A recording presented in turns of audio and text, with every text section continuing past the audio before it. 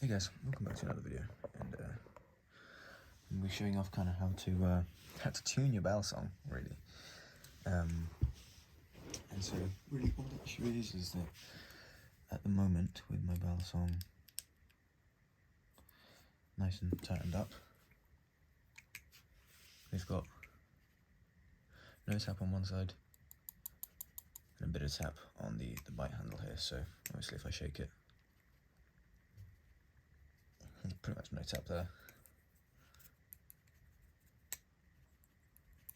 Whereas here we have a bit of tap on this one side, so I'm going to show you hopefully how it's the process of how to get rid of it. Whether I'm going to get rid of it here, I'm not sure. I also have to be extra careful because I do not have a spare set of bushings. So you're going to want to start off by disassembling your knife. You want to use a pretty good Torx driver. I like to also loosen these body screws on the rep. Right, just so that the whole handle is completely loose. And obviously you do want to take this screw out. This is for bushing balisongs, by the way. If it's a washer balisong, you just kind of tighten it until it's until you have a free swing like that, and then you just I need to actually remember that what orientation are these washers. Okay, so I like to place my washer with the back one facing up and the top one facing down, pretty much exactly how I took them out in the knife. And then obviously you have your handle here, put this to the side, and then the bushing is here.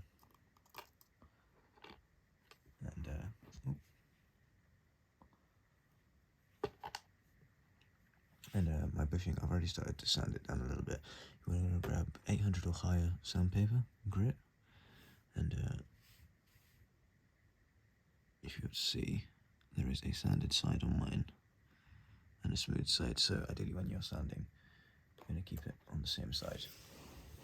And all you're going to do is you're going to apply very gentle pressure, barely any pressure, and just go around in circles. And I'm just going to do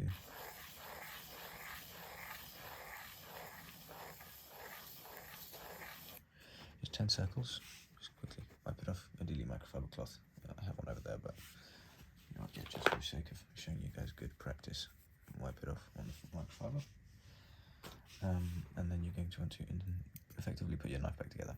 The actual way to do this, if you have a pair of digital calipers, is to measure your blade thickness and your bushing thickness, and then to sand the bushing down until it's just thicker than the blade, maybe like 0.02 millimeters. But obviously I'm doing this the old-fashioned way because I do not own a pair of calipers. Put my washers back on like so, and slot my handle in.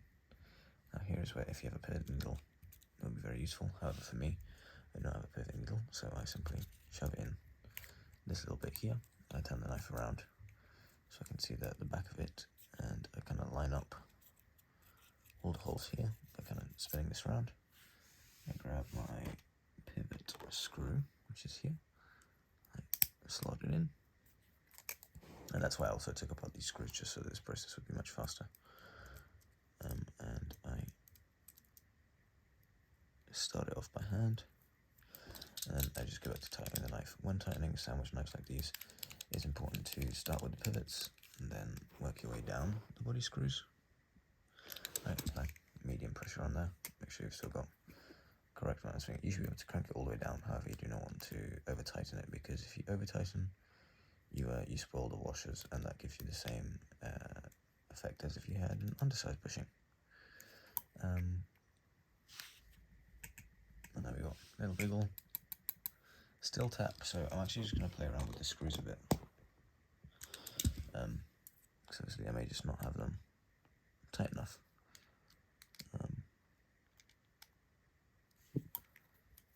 So now looking at where the blade is,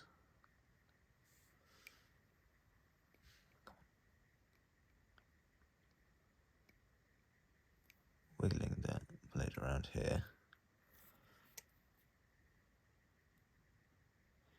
it still does, it still most likely will tap a bit, yeah.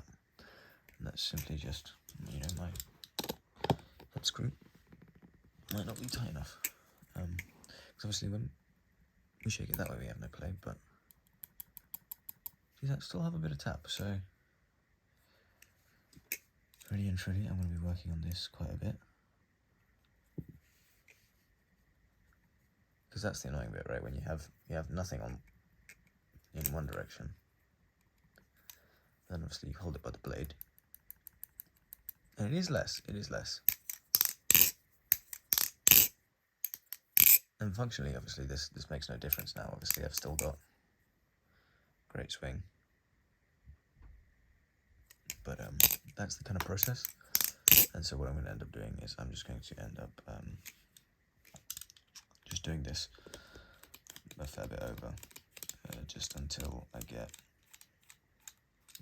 minimal play. However, from now on, as we are pretty close, I am going to only be doing 5.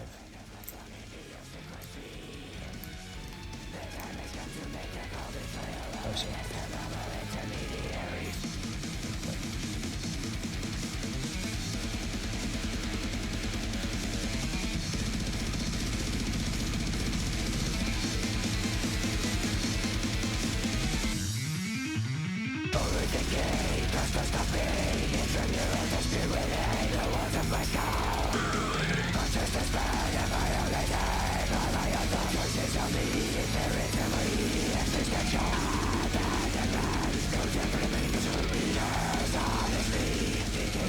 Finally, after a lot of toiling and a lot of very minor sanding, a lot of rebuilding, a lot of tightening the screws. I think that's the one thing with sandwich balisongs. You truly see how much of a process it is.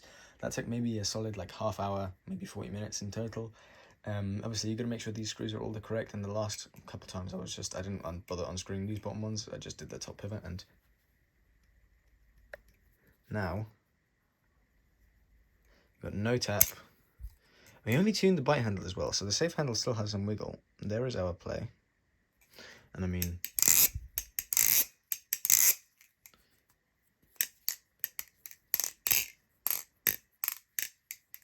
sounds significantly better.